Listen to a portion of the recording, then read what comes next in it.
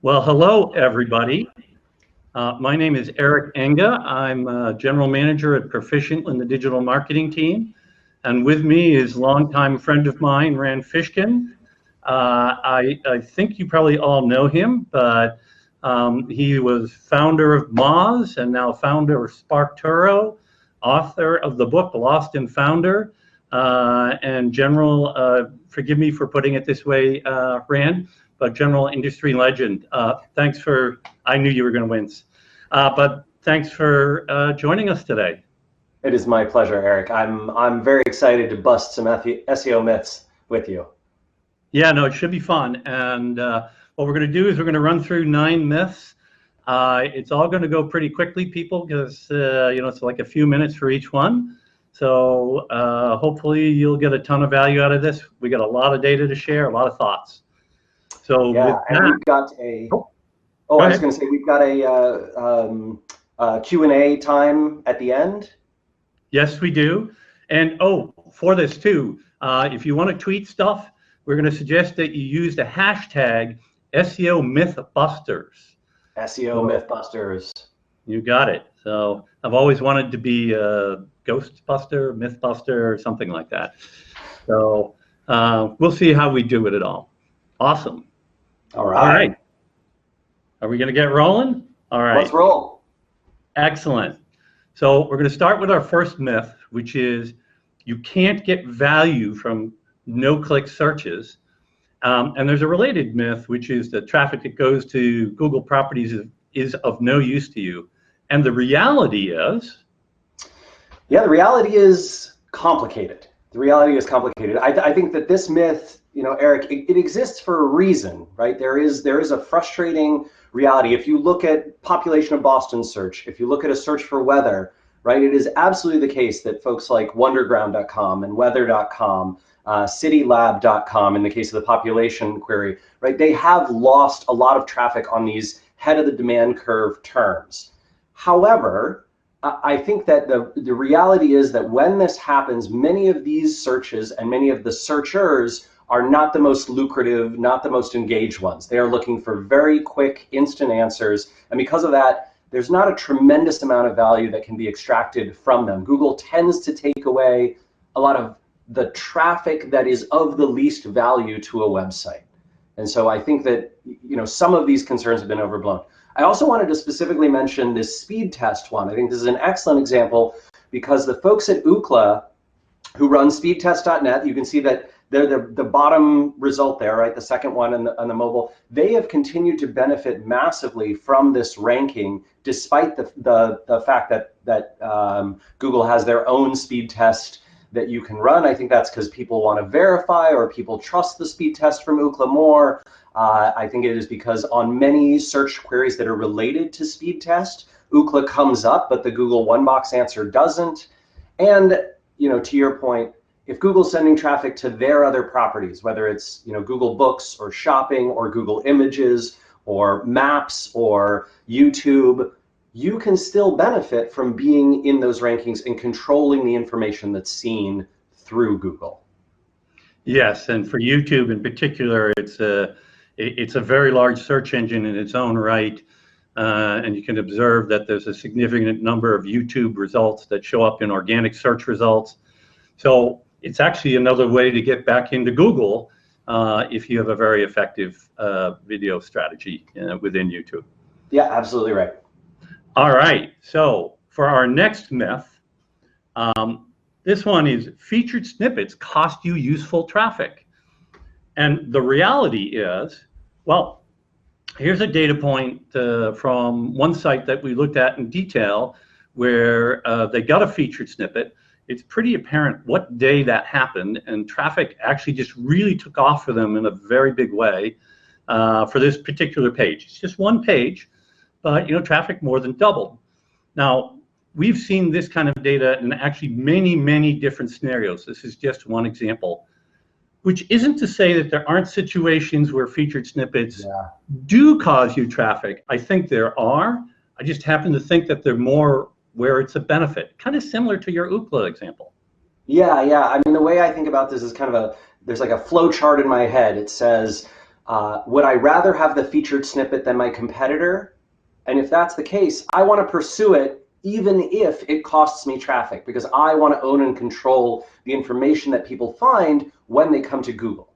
And I worry a little bit that some SEOs sort of bias against it because they don't want to cost themselves traffic, as opposed to thinking about the bigger picture, which is this is a competitive landscape. You don't have a ton of option there. Either you're going to get it or someone else is, and I'd rather it be you. When I was at Moz, we had this with, I think, searches like meta description and title tag length, right? That Moz would get the featured description, and we were shocked to see that title tag length, when we got it, actually increased our traffic, even though the number was right in there. Yeah, it's interesting. And like you said, if it actually cost you traffic, it was probably low value traffic anyway. Exactly, right? Exactly. All right, well, for our next myth, this one is use of schema always increases your traffic. What's the reality? Yeah, so I think that this is a really, again, sort of a rock and a hard place, almost a prisoner's dilemma for a lot of marketers deciding whether they want to mark up their data in a way that Google can easily access it, crawl it, and then display it in search results in these, formatted types of ways. So Lily Ray had this excellent example. I cited this at MozCon last month, where she pointed out, hey, we added the FAQ schema. We got a ton more impressions. You can see impression count almost doubling because Google is showing so much more information. They're ranking higher, they're appearing higher in the results. Traffic, however, is tanking for the keyword because people are getting the answer. They're not clicking through, right? They don't need to click through. On the other hand, the same woman, Lily Ray, who's an excellent SEO, she pointed out later on, hey, this is only one example. The schema thing is not always a loss. Sometimes these schema results, adding it to the markup of the page does drive more traffic, not just more impressions. So I think it's a tough decision, and this is one where I don't think it's always a competitive landscape, because some data may be exclusively yours, and you have to decide, do I want to mark that up for Google if it's my proprietary data, or do I want to keep that in reserve? Hard issue. Yes, indeed. But in aggregate, there's a lot of benefit to be gained from schema. But as Lily suggested in her tweet and her article on this topic, it's a really good idea to actually measure and check out what happens for you, and then make an informed decision about what you want to do. Totally agree.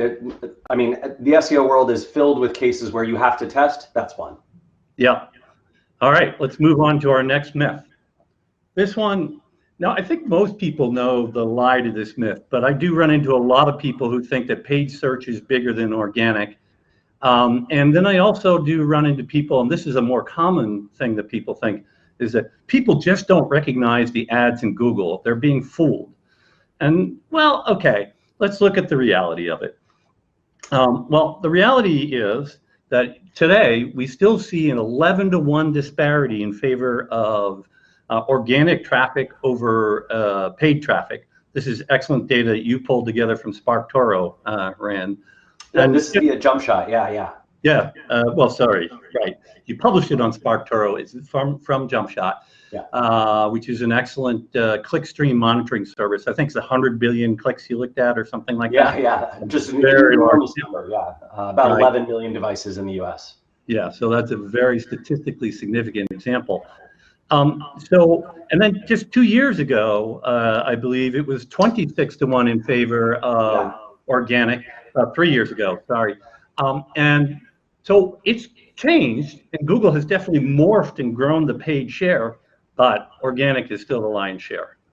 Yeah, and I think the interesting point to what you were saying earlier is that over time, every time Google makes a change to how the paid results appear, right, how they look, what you basically see is an increase in the short term and then a decrease in the longer term. So essentially, as people get used to the new display of ads, they click them less, they click the organic more.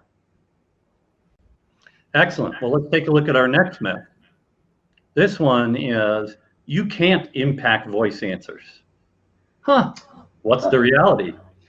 I mean, the reality here is voice answers, which I think are actually a very small percentage of search right now. Most of the time when you hear statistics, they are about voice search, right? So there was this stat, I can't remember who published it, that made a lot of people fearful that by 2020, half of all searches will be voice. But a voice query, voice entered query, doesn't change what the screen of results looks like, right? We couldn't find a single result where the screen of results is changed by a voice query versus a type query. Voice answers, however, right, that come from Google Home device, that come from a Google Assistant, that come from Siri, that come from Alexa, that's a different matter. However, those answers come from somewhere, and that somewhere is often the featured snippet. It's an app that's connected to Google. I think Brittany Muller had some examples of apps that were connected to Google services that she was showing. Basically, here's where Google's getting the answer, and here's how you could get into it if you want to create an app like that. And then obviously knowledge graph and other forms of schema markup are sometimes used by Google as well. Yes, that person who made that quote, by the way, was Andrew Enge, who at the time was chief scientist at Baidu. And I have a tremendous amount of respect for him, by the way. I took a machine learning course at Stanford from him. Yeah. So he's really smart, but he was off the mark on this particular one. I mean, honestly, we're in the fraction of a percent range, I would guess, in terms of actual voice searches. And then there's you mean voice answers. Well, in terms of the queries going into a search engine, I'm going to say that it's roughly in the 1% or less. Oh, range. Wow, okay. That's my working estimate for that. But the reality, it's a growing area. And we've actually been working on voice apps for people for a couple of years now, and there's a lot of people getting good results from it. But you kind of have to make sure that it matches up with your target audience. That's a little bit off topic. Back to the point that, yes, you can actually influence this in a dramatic way. Yeah. All right, let's take a look at our next myth. This one is that Google wants non-commercial content, and you can't get conversions from that. All right, well, let's look at the reality. So yeah, this is data actually that was published a while ago by Conductor. They did an excellent study on content and content marketing. And what they showed is that you can get a significant lift in terms of relationship and brand value perception with your customers by getting them, or prospects, to getting, serving them informational content that helps them. In fact, so much so that even after a period of weeks later, their proclivity to buy, let alone just visit your site, has been materially impacted. And so that's one sort of slice at this. Yeah. But we also have lots of case studies that we've worked on where publishing lots of informational content, people come to your site. Yes, they do convert at a lower conversion rate, but it doesn't mean they don't convert. There is still a conversion rate. Yeah, absolutely. And I've seen this informational content is essentially how Moz was built, right? It became a, whatever, $50, $60 million a year company because it provided a ton of informational content. What we saw at Moz was that an average customer bought a subscription, a pro subscription from us after between 7 to 10 visits, right? So on their 7th to 10th visit, right. The more they visited before they purchased, right? The more times they visited the website before they actually signed up, subscribed for a pro subscription, the more they stayed with the product, the longer their subscription was, right? So the more lifetime value Moz got from them. And as a result, our marketing was very centered on, hey, let's keep helping people, bring them back again and again. And then eventually when they convert, we hope that's, 20, 50 visits in the future, they're going to be very happy long-term customers of ours. So I think that there's a beautiful synergy there between informational content creation, content that helps people remember your brand and have a positive association with it, and conversions and lifetime value later. Yeah, and I'll tell you, of course, as you know, we did the same thing with our company, and are continuing to do it now that we're part of Perficient Digital. just publishing research and getting out there and sharing content and information. It really helps to build reputation and visibility. And here's actually kind of a fun data point. It's not really a data point, but an observation is because you go do a lot of speaking, I do a lot of speaking, and I'm constantly getting asked, well, that's great for B2C. What about B2B? This works even better in B2B. Yeah. The informational content approach and sharing is actually really huge in the B2B space.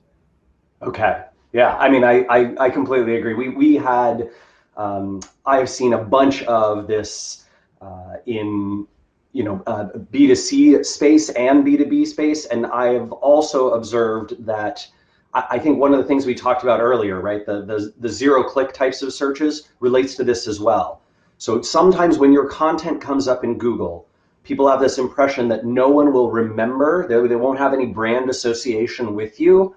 And there have been several studies. One was done by Bing, which was basically that when a domain name shows up more in the search results, people start to remember it more and they start to click it more, right? So you basically, as you see something, this is like, natural human psychology, right? As you see, the more you see something, the more you have an association with it, the more likely you are to, have a positive association with it. This is why political campaigns put up yard signs, right? They think, hey, if we just have this person's name in a bunch of yards and people drive by, they'll remember them. And then on election day, they'll check that box for our candidate. Same thing, same principle works in content marketing. If your brand is visible again and again and again, people start to have a positive association. They start to remember you. They have a trust factor in you. They assume that you're, big and important, and that Google thinks highly of you. So you must be a reasonably good website. All those kinds of things. Yeah, there was that old marketing saying, 7 impressions to a sale. I mean, and that was almost exactly what Moz's visits were on average before the pro sign up, right? So I'll tell you what it is for SparkToro once we get a product live, but it wouldn't surprise me if it's real similar. No, it wouldn't surprise me as well. All right, let's take a look at our next myth here. And this one is social is bigger than search. Yeah. So I basically asked the folks at JumpShot, hey, can you give me referral data on the top, I think I asked for the top 5,000, or that's what they were able to easily get for me, 5,000 websites. So they basically looked at, here's all the traffic that flows to them, not type in and direct traffic, right? But anything that's with an attributable source. And where does it come from? And the answer is, I mean, you can see pretty clearly here, Google is sending the overwhelming majority of traffic, and Facebook, which is number 2, is 1/10 the size, right? Just tiny in comparison. Google obviously also is responsible for YouTube, which is in here, right? And the long tail is bigger than any one of the single others, right? So the rest of the top 250 is bigger than Facebook or Wikipedia or Bing, those kinds of things. I think what's slightly concerning here is, at least to me, is what a stranglehold Google has over the web's ecosystem, right? Essentially what Google does, what Google changes affects everyone and everything.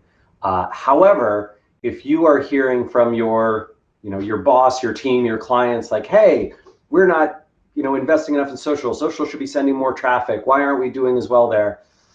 The reality is, for most large websites, Google is sending the overwhelming majority of all traffic, not just search traffic. Yeah, and it's interesting because I think for most businesses, obviously Google is critical. There are a few businesses that I've run into over the years where social was basically the way they built their business. Yeah. It can work pretty well in businesses, for example, that are entertainment centric, is one market sector where that works. And other kinds of businesses where they're like social connectivity is really kind of a big deal to what the site is about. Politics is another sphere where that is absolutely the case. Yeah.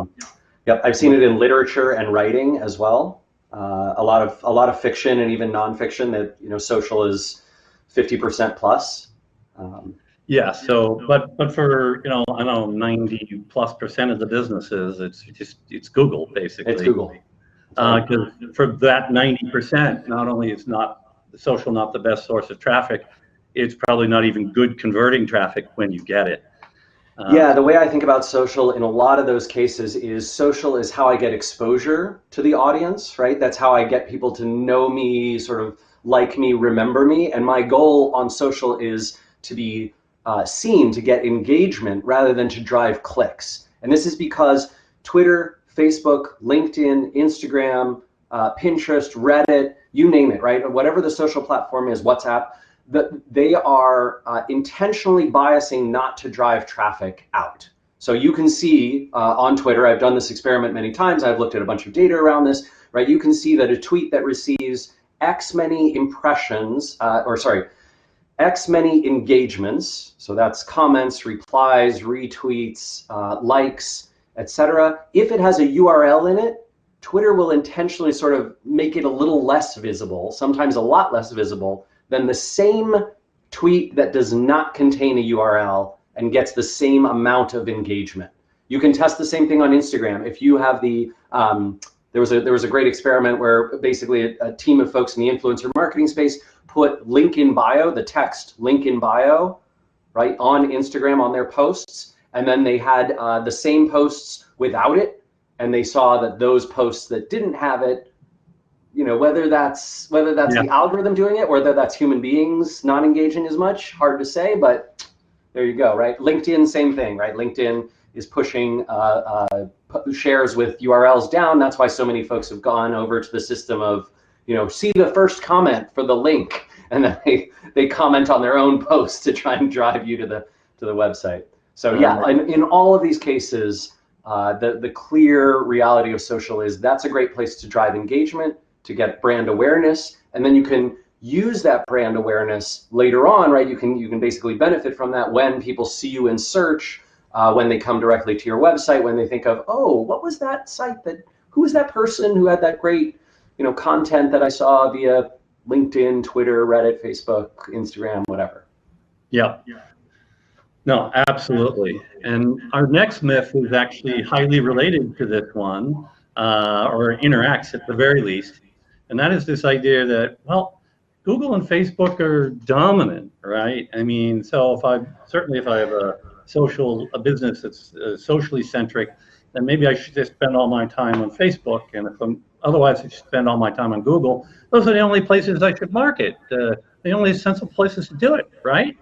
Or, well, let's look at the reality. Yeah, this is no surprise, right? But Google and Facebook are influenced by what happens on the rest of the web, right? Google doesn't rank things based on some arbitrary criteria. They rank things based on the engagement and the links and the mentions and the what's getting discussed, what's getting talked about, even the question of what is getting searched for right now. I don't know, Eric, if you saw this, but one of the trending searches 2 days ago was 30 to 50 feral hogs. Right, and why was that trending, right? Why was that such an incredibly popular search? Well, because one person sent a tweet reply to one other person. This was in relation to the gun control debate, saying like, well, what am I going to do when 30 to 50 feral hogs attack my children every 3 to 5 minutes in my backyard? I need a big weapon that can shoot them very quickly.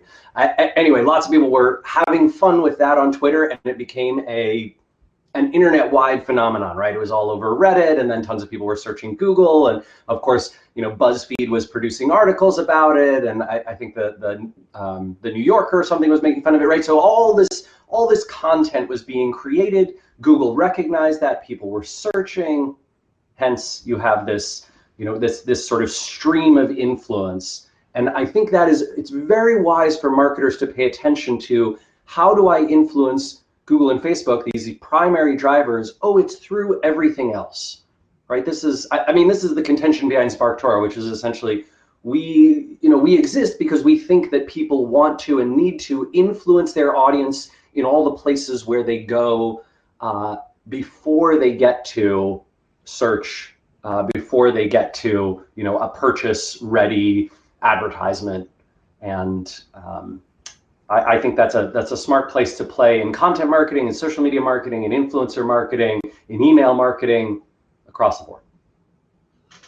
Yeah, no question that the overall environment has a tremendous amount of interaction, and in spite of what people think, there is a certain amount of pressure on platforms like Google and Facebook to provide just an outstanding experience for their users, because that's how they provide preserve market share. Yeah.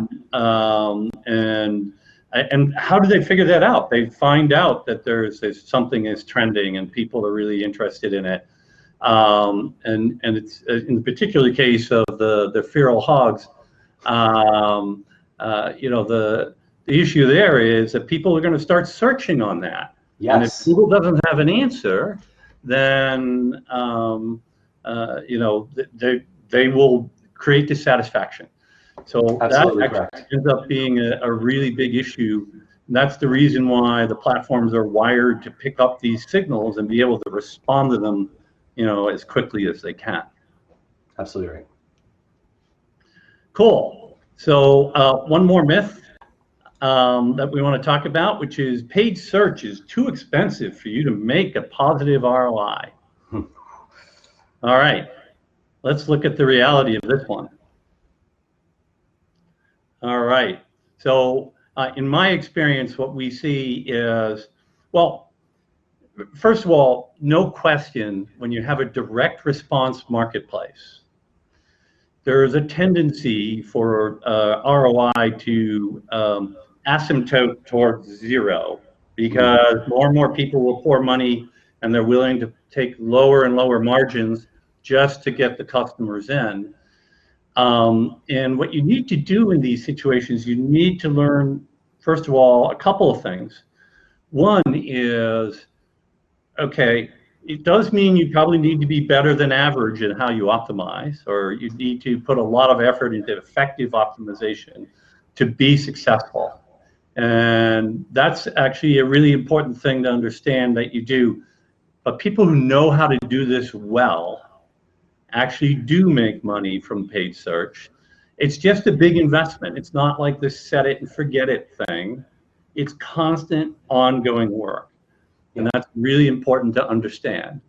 And the other thing is also, how do you set up your business and site to be able to extract a lifetime value from those customers? Exactly. That's another big question. And maybe that's where a lot of the ROI comes from. And how do you manage that so it turns into a very effective initial customer acquisition, maybe at low margin, but a good profitable margin activity over a longer period of time. Totally. I think there's two issues that I would mention here. One is, to your point around people spending until it becomes unprofitable. There's also this issue of tons of money floating around the venture and private equity marketplace right now. And those are dollars seeking growth, not profits. And because of that, there's a bunch of these areas where you look at paid search and you think, how can my competitors possibly afford this? How can they be making money on this? They are not. They are losing money on every sale. Think Uber, right? Uber loses a bunch of money on every ride you take with Uber. And the hope is that long-term, a bunch of improvements and efficiencies will make that, essentially they'll get self-driving cars and replace the drivers, and then they'll make money then, right? But they're losing money on every single one. That is happening in a bunch of markets, and so that becomes a big challenge. The way to overcome this that I've seen in those competitive marketplaces is bring people in via organic, capture their email address, their cookie, right? Like get them to your website, and then remarket and retarget to them. through things like RLSA, through personalized advertising, through uploading an email database to Facebook, to Google, to Twitter, to LinkedIn, right? And then being able to play to your customers, the people who already know you, like you, trust you. Yeah, no, absolutely. Clearly, the retargeting or remarketing is a very effective, a more effective platform, and that's just drawing on other aspects of, pixeling your site or doing things where you can actually tap into those ways of getting a higher ROI out of things. Yeah, and that's getting harder, right? Because of all the privacy changes that browsers are making and those kinds of things. But it is still absolutely possible, especially if you can capture an email. I love organic to capture an email, paid to convert that email into a buyer. Yep, absolutely. All right, you ready to handle some questions, Rand? Let's do it. The audience has questions for us.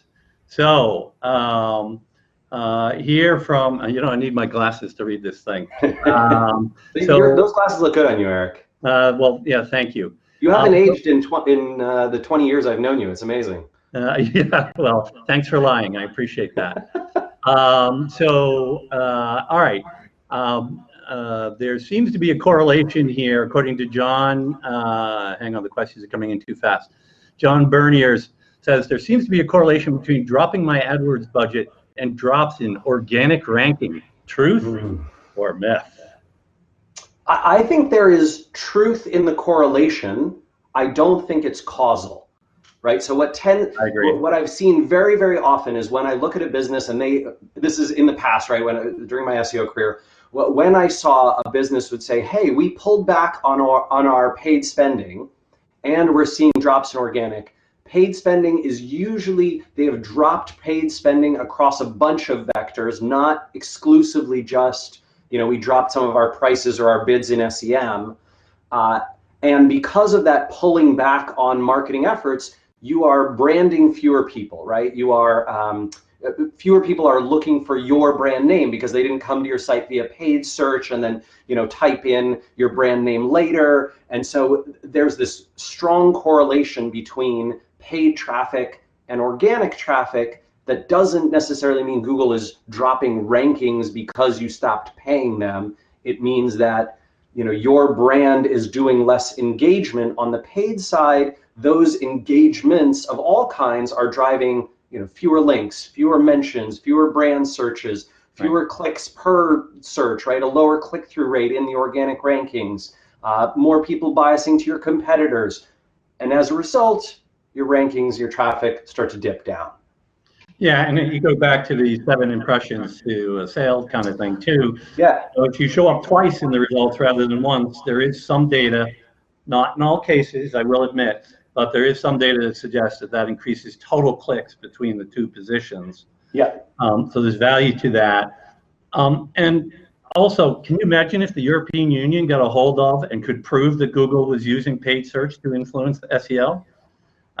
So I want to be clear. I think it is hard for me to imagine. It's hard for me to imagine that there aren't some crossovers. But the organic team at Google is so religious, I'm going to say, right, in their thinking about how pure their environment should be, right, how unaffected by the paid world. I think that those engineers would all stand up and quit and walk out if they thought that their whatever leadership team was nudging them to to include paid signals in the organic rankings. But that being said, it doesn't matter whether Google's using it directly or not. The reality is exactly what you said, John, which is there's a correlation, there's a connection.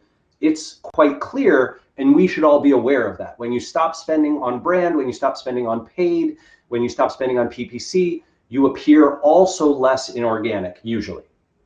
Oh, we could get into the whole correlation versus causation discussion. I mean, it's causal, it's just not part of the algorithm, right? There you go. Right. So, the next question is, and sorry, this is positioned on my screen, so it's hard for me to read the name. Yeah, this is from Jagdish Parikh. Does getting the right kind of clicks matter more than high ranking? Well, there we go. I think we kind of alluded to this earlier and from the very beginning, this idea that we approached it from a different point of view. But situations where we don't get clicks, in a lot of cases in Google, aren't all bad because the clicks wouldn't have had a lot of value anyway. Look, at the end of the day, I do think it makes sense to strive to get ranking on the right kinds of things that deliver the right kinds of clicks. But you do have to look at that holistically. You do run into situations that this fits in the theme of a lot of things that we've been saying here today, where it's going to take multiple visits of somebody to your site before you get a conversion, or to a property under your control before you get a conversion. And some of those are going to come in on informational queries with a fairly low percentage chance of converting, and they'll work their way over time to getting clicked on the right kinds of terms and ranking on the right kinds of terms. So that's kind of how I see this one.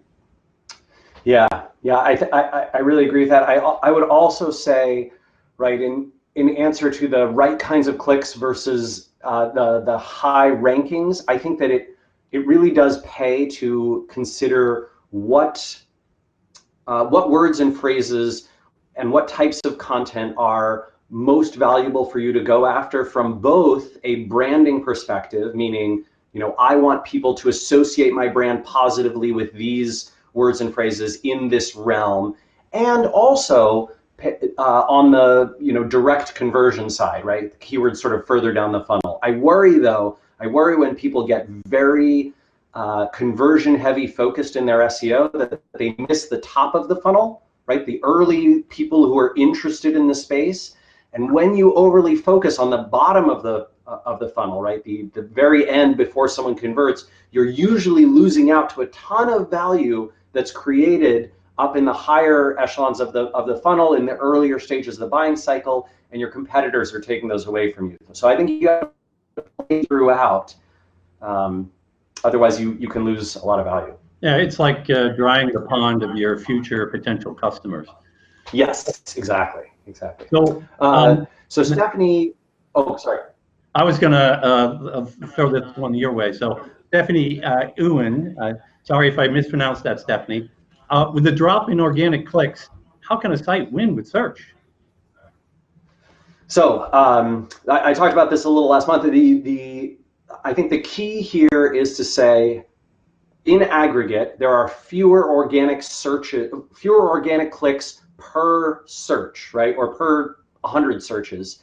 However, Google has grown the number of searches performed, right? There are more searches done today than there were 3 years ago, and they're on more types of devices. So it's desktop, it's mobile, it's also the mobile app, right? And there are more people searching, especially globally. In the US, we've reached a relative plateau, but around the rest of the world, huge numbers of people are still coming online, are still starting to use Google. And as a result, there are more organic clicks in total available in 2019 than there were in 2016. I think. That is what I think from looking at the data across the board. Essentially, search has grown more than paid and zero-click searches have cannibalized organic. And so there's still a tremendous amount of opportunity, probably more opportunity than there's ever been in Google. And so I would not be too worried about that. Those statistics, yeah, in some certain fields, Google's definitely cannibalized a ton of it, and there's less opportunity than there was in the past. If you're in lyrics, or if you're in travel, or if you're in weather, right? That's been true for 10 years in weather. It is much harder, but the keys there are playing the content in the social and news and PR games, getting people to recognize your brand, getting value from zero-click searches. If you can influence people through the zero-click search, and you don't need to be able to prove value to your client via purely visit-based metrics, you can prove it via, hey, we got a ton of impressions on a search query where we have the featured snippet at the top that tells people this answer, and then they're going to remember us and come to us. You can win a lot through those zero-click searches. And the other thing to remember too is Google, even as they take these major head terms and stuff them with answers and do more, where they take the traffic, like in travel or weather, to themselves.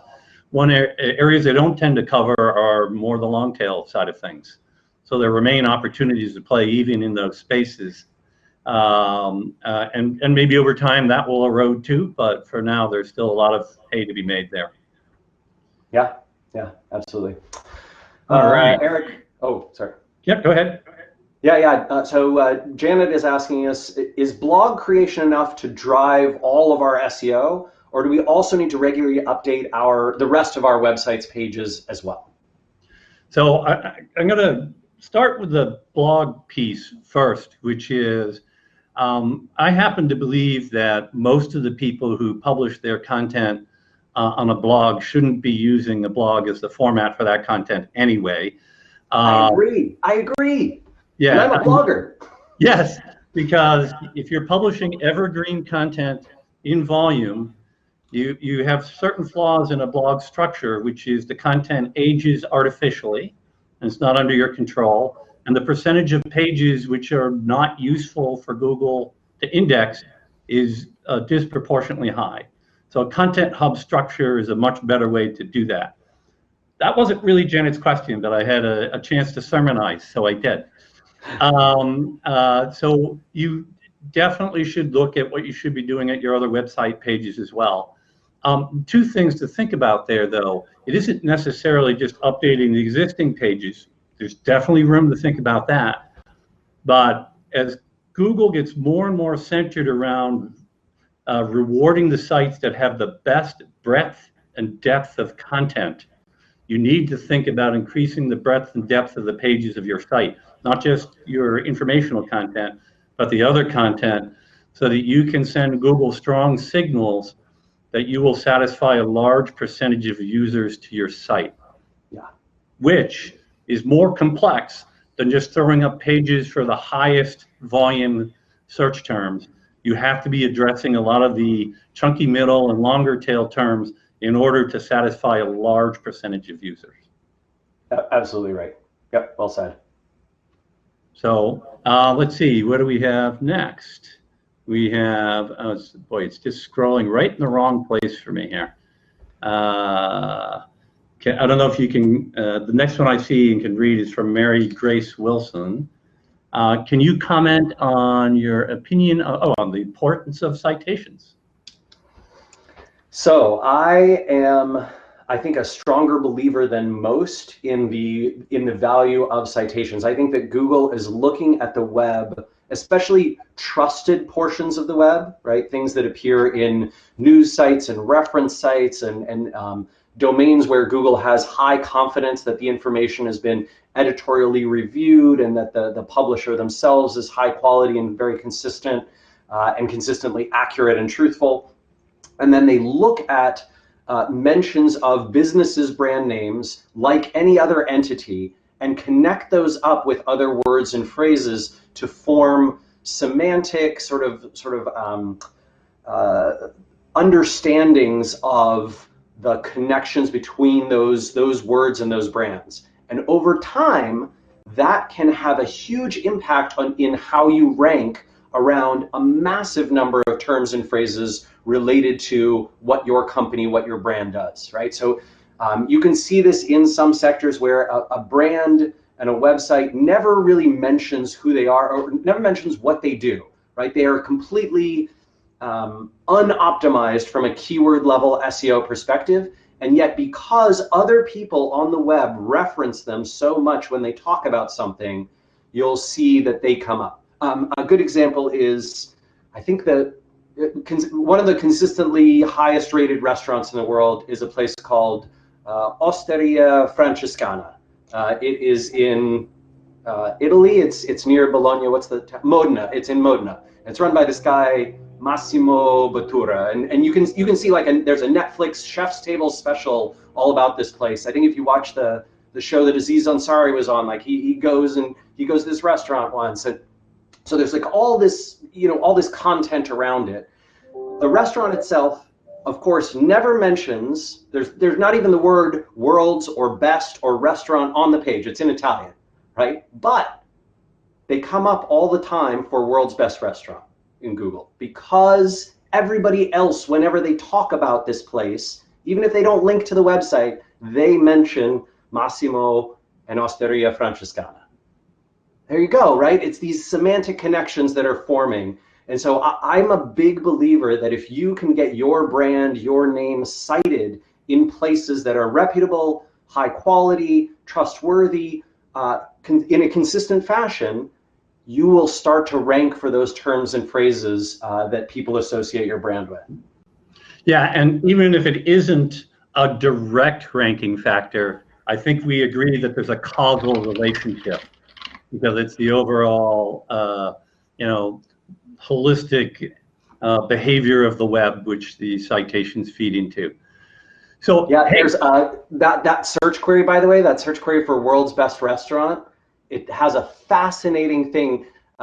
Google pulls up one of those scrolling info boxes, and the first three are 11 Madison Park, El Cellar de Can Roca, and Osteria Francescana, and then El Bulli, right, in Spain. But I find that fascinating, because it's not in the regular organic results, but Google has basically said, we recognize that this brand is often cited in places where world's best restaurants are talked about. Yep, well, there you go. There you go. Hey, Rand, looks like we're kind of at the end of time here. Amazing, as always, to talk to you. Thank you so much for joining us today.